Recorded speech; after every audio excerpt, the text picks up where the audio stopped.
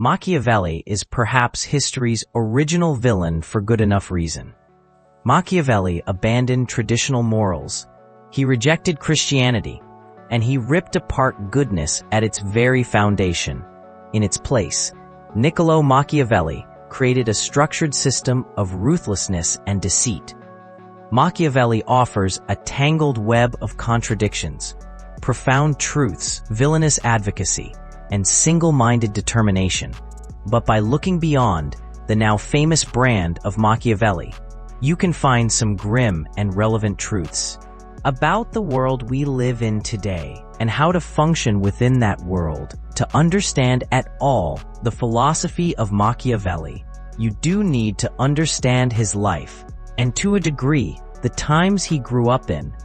These times were marked by political instability and societal chaos. Niccolo Machiavelli was born in Florence in 1469. Came from a wealthy family, but his father, Bernardo, was the poorest of that family. Bernardo was a former lawyer, mostly unemployed, who had a good network of relationships, but not much to show for. Machiavelli's father was skeptical of religion, or at least as skeptical as one could be in his era.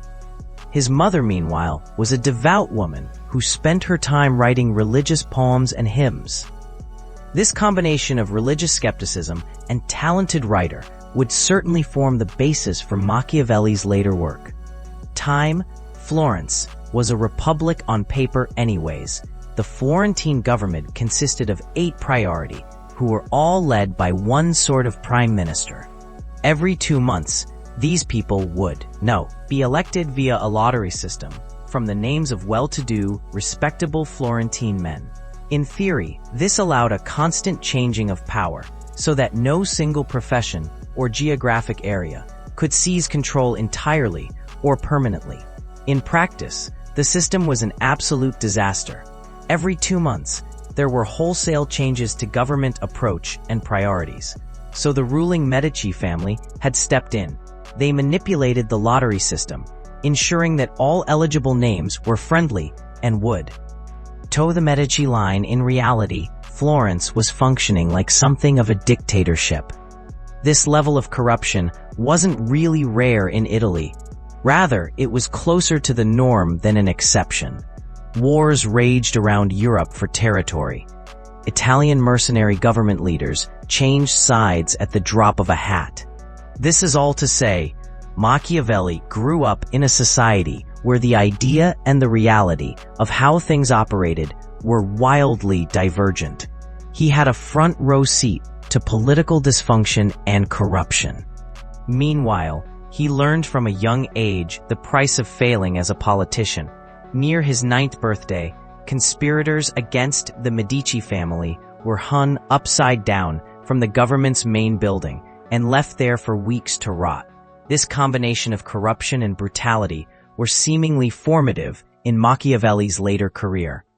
People don't really know much about Machiavelli's early life, but he did achieve a significant level of education after the Medici family was pushed from power in 1494. Machiavelli was appointed to a Florentine government office where he authored government documents. Shortly thereafter, Machiavelli earned himself a couple of promotions. He was appointed to Second Chancery, which was one of 2 key state departments in Florence. He also became Secretary of the Ten of War. This was a committee that dealt with foreign relations and war preparations. Machiavelli was just 28. To this day, no one knows how he earned such high posts at such a young age. There are no documents or records to indicate any special experience that would have deserved these promotions. People often downplay Machiavelli as a failed politician, which perhaps later will be true, but isn't entirely correct. For over a decade, he was Florence's top diplomat. While his work did not produce any truly remarkable results, this was probably through no fault of his own. Florence was the weakest of the main Italian states during a truly tumultuous period. To that point in 1512, the Florentine Republic was overthrown and the Medici family returned to power. Suspecting Machiavelli of conspiracy, the Medicis imprisoned, tortured, and exiled him the following year. It was there in exile that Machiavelli produced his most famous work.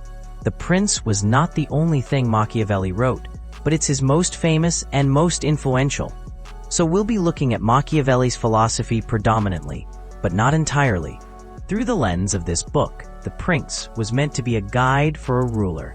Indeed, it was written expressly for Lorenzo Medici, head of the Medici family. And we'll talk more about that later. For a long time, the prevailing philosophy said that the measure of a leader's greatness was by his goodness, his moral character. This was certainly not always put into practice, but it was the ideal. In The Prince, Machiavelli tossed that out entirely. He said that for a leader, all that mattered was concentrating. And keeping one's power being good was not the measure of a leader's success, but rather building a great nation in this way. Machiavelli divorced entirely political theory from ethics. The book is not a manual for living, but rather a manual for keeping one's political power, for being an effective leader in this pursuit. Machiavelli rejected Christianity and placed very little value on traditional morals. More precisely, he argued that morality was fine, but a person simply couldn't always act morally and be an effective politician. This took courage, perhaps cruelty and a dark sort of boldness, but courage nevertheless. Machiavelli could have padded his messages. He could have said, "Oh, you have to do all of this to stay in power, and that's why power isn't really good." Could have expressed a disdain for the type of person he believed could hold on to power in writing this way. Machiavelli could have eliminated a great deal of criticism and controversy, while still fundamentally delivering the same messages, but instead in this short volume, Machiavelli systematically rips apart morality and instead constructs a deeply troubling and at times profoundly accurate assessment of the world. Cesare Borgia was the son of Pope Alexander VI. With his father's help, Borgia was building himself a new Italian state near Florence in 1502. Borgia conquered the city of Cesena and immediately went off to go continue his work in his place. Borgia ordered his right-hand man, Ramiro de Lorca, to bring order to Cesena, told de Lorca to do whatever he wanted, be as ruthless, as cruel, as horrific as he needed to be. De Lorca obeyed. He beheaded men in front of their families. He castrated anyone who went against this rule. After this version of peace was established, Borgia went to Chestnut himself. Borgia learned that, of course, the people of the town now hated de Lorca, and by extension, hated him too. After all, de Lorca had just spent a few months killing people's fathers, castrating their brothers, and abusing their wives. So one night, Borgia had his men slice de Lorca's body in 2 pieces. Place these 2 pieces along with his severed head on a stick in the middle of town square. The next morning, the townspeople awoke and saw Dolores' mutilated remains on full display. Being that they hated de Lorca, the people were pretty happy about this. Borgia addressed his citizens with flagrant deceit, told them that de Lorca had usurped power and acted entirely on his own volition, that Borgia had never granted him the right to commit such atrocities. He said that de Lorca was a savage, sadistic psychopath.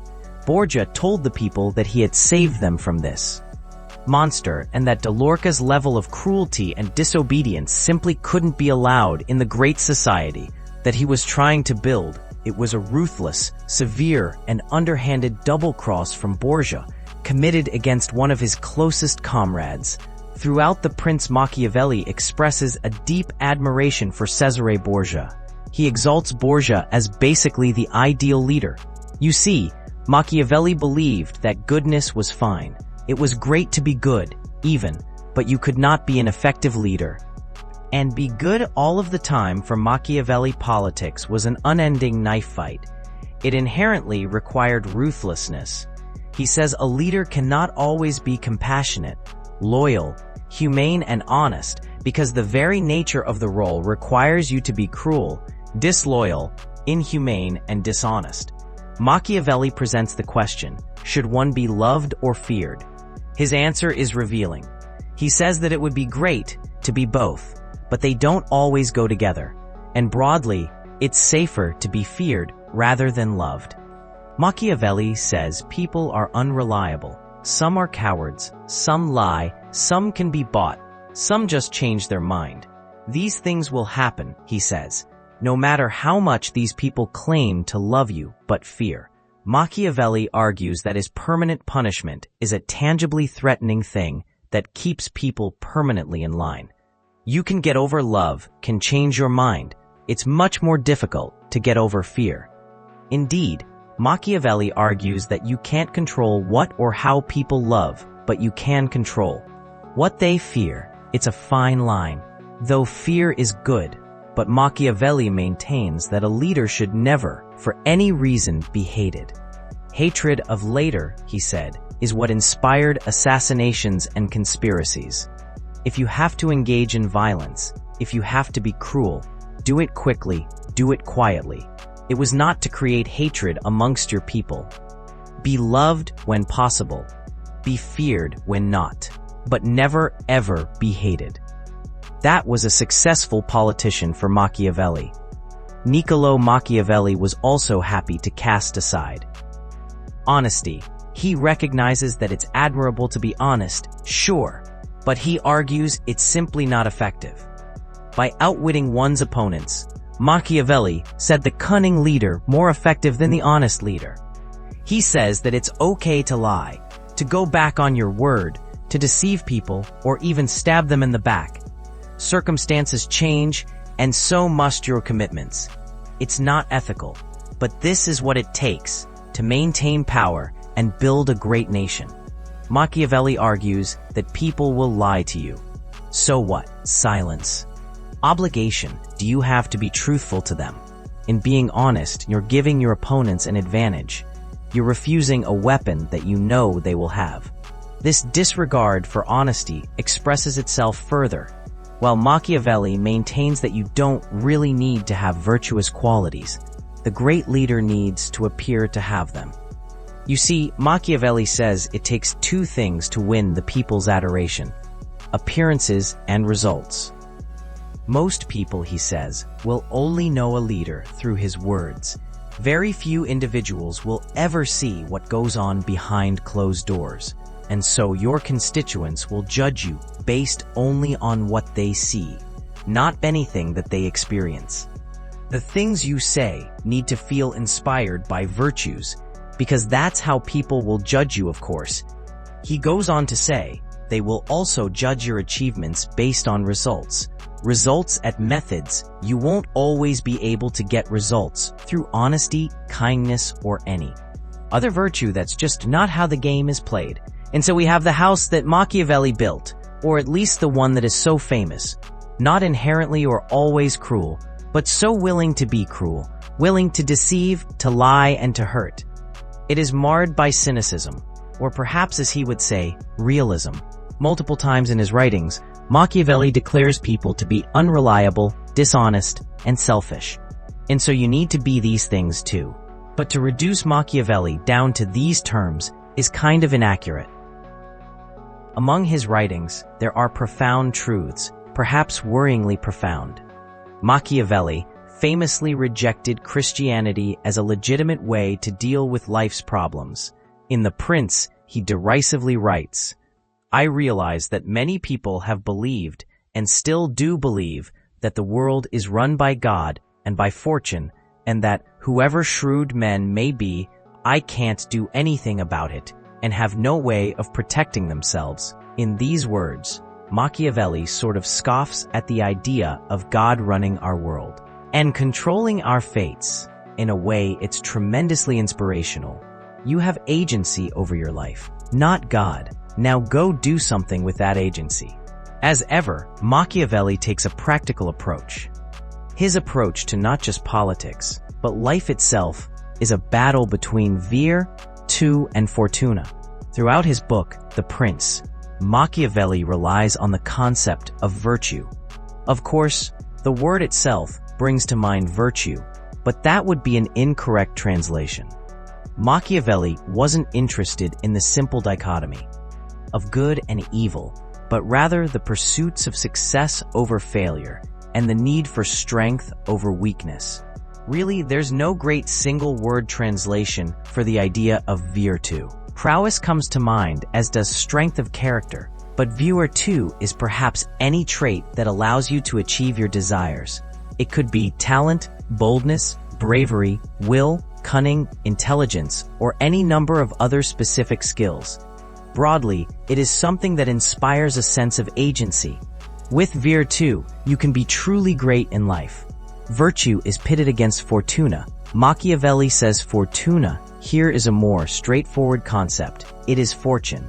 Look, Machiavelli tells us that fortuna basically decides half of what we do, the other half is up to us and our fear too. It makes the analogy of a river that routinely floods a plain, destroying a village and killing its people.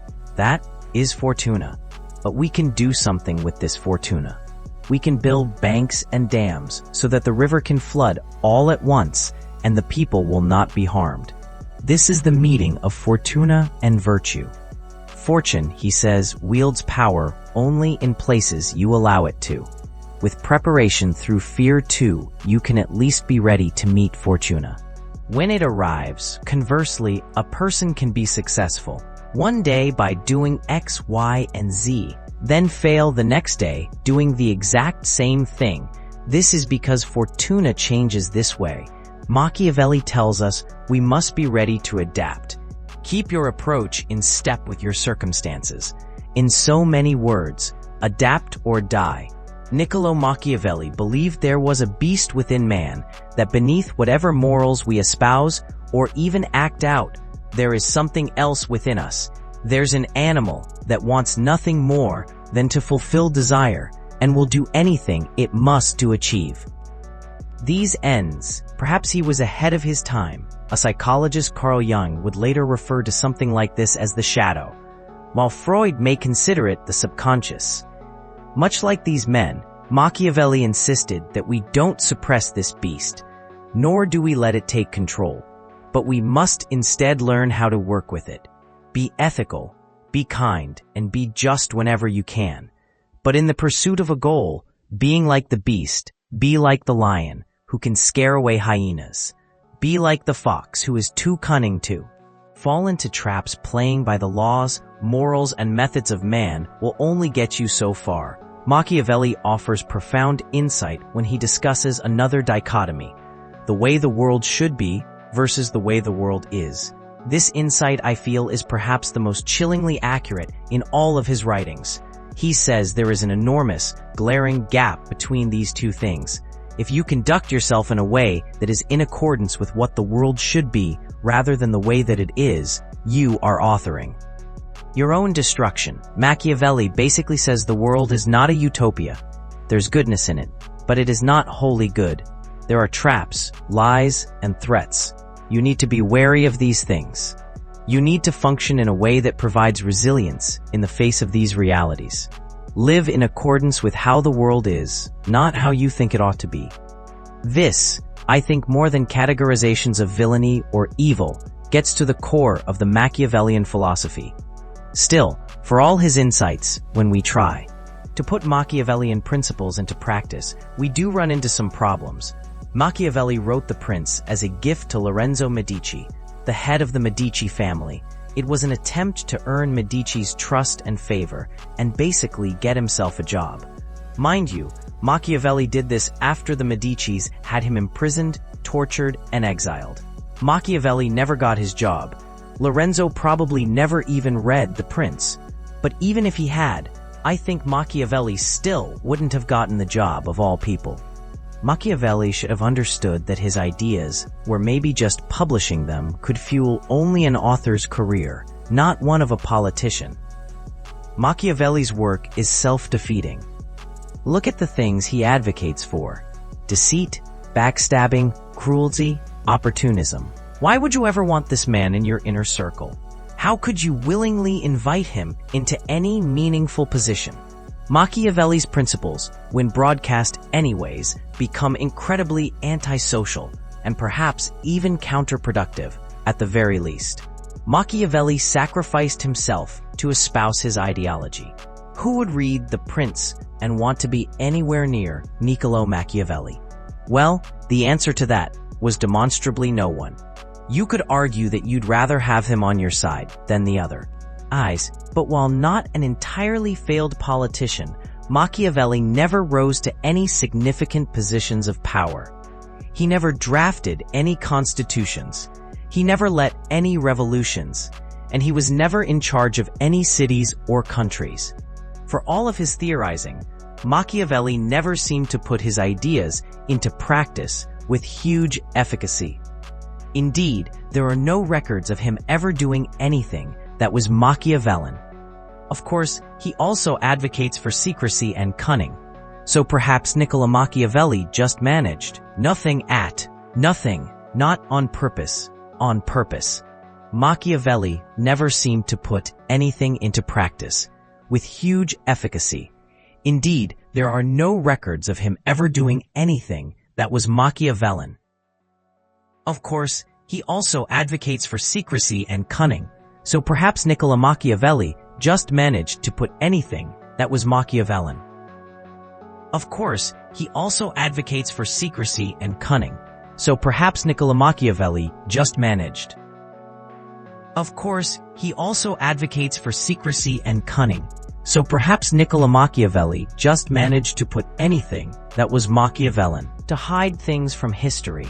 But historical record does not shine brightly on his life outside of authorship. After the prince's failure, Machiavelli fell back into a life of womanizing. He fell in and out of love quite routinely and pursued little more than his romantic desires. Machiavelli went on to write sexual comedic plays, which earned him undeniable and immediate celebrity. But he wanted to be in politics. Eventually, Machiavelli was called upon by a Medici cousin for advice on a looming French and Spanish conflict. Machiavelli was given the task of overseeing Florence's defensive walls. When the fight came, the Spanish army simply bypassed Florence altogether. Instead, they sacked Rome quite easily. The Medici family collapsed once again, and Machiavelli was out of favor and unemployed. He got ill, and Niccolò Machiavelli died within a month. His political career was largely insignificant, but still, Machiavelli's legacy is strong. His writing undeniably put a stamp on history. The Prince was not published during Machiavelli's life, but when it did appear in print, an English cardinal declared that it had been written by, quote, Satan's finger. Then, Pope Paul IV banned the book immediately. In France, conflicts between the Protestant Huguenots and Catholics threatened to rip the country apart. The nation was under the rule of Charles IX, but he was sickly and young. In reality, his mother, Catherine Medici, was the one pulling the strings. His mother, who was an Italian Florentine, and the daughter of Lorenzo Medici, the very man to which the prince had been originally dedicated in the St. Bartholomew's Day massacre of 1572. Thousands of Huguenots were murdered, and Catherine was held to blame. One would have been victim. Jontillet escaped and wrote a work that firmly established Machiavelli as a villain in history. The book described Catherine as a compulsive reader of Machiavelli and characterized the author as representative of a cruel, villainous Italian identity. The writings pulled Machiavelli's work from its context, and readers were convinced that they understood the philosophy. In truth, what they read was a hodgepodge of Machiavellian ideas that seemed to embrace brutality and advocated for the rejection of virtue entirely.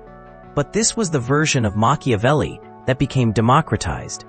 Jean Delay's work was translated into Latin and then English well before The Prince itself existed in English.